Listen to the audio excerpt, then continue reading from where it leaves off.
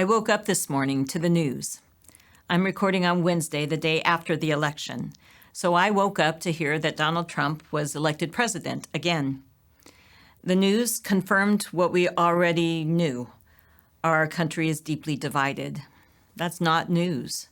Some people greeted this day with great joy, some with great despair. What surprises me is how we have related the results of this election to God. For the victors, they boast the will of God has prevailed. For the defeated, they mourn humanity's stubbornness to be faithful to God's will. This behavior is also not news. Is this how we are to be related to God? In Scripture, a legal expert asked Jesus, which is the greatest commandment? Jesus said to love God and to love neighbor. That is how we are to be related to God. Our relationship to God is not to speak for God, not to claim to know God's will, not to understand God's ways, and not to ascribe to God the outcome of elections or anything. We are to love God. But that is not all.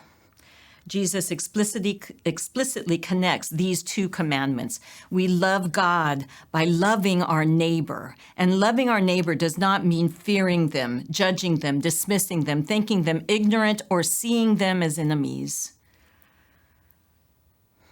We know these are the greatest commandments. The summation of all that the law requires, the defining characteristic of the people of the Exodus, the revelation evident in the life of Jesus, and the motivation of his followers that made the church. But we don't like it. And throughout the life of the church, up to today, we have struggled how to figure out how to do these two commandments.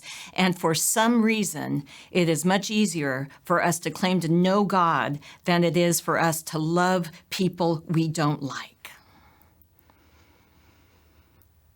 Today is exactly the same as yesterday. Our struggle is exactly the same as it has always been. To love God by loving our neighbor. And whether you're celebrating or despairing, that is our work. This is what God has called us to do. So let's figure it out. I hope you'll join me as we think about this more on Sunday.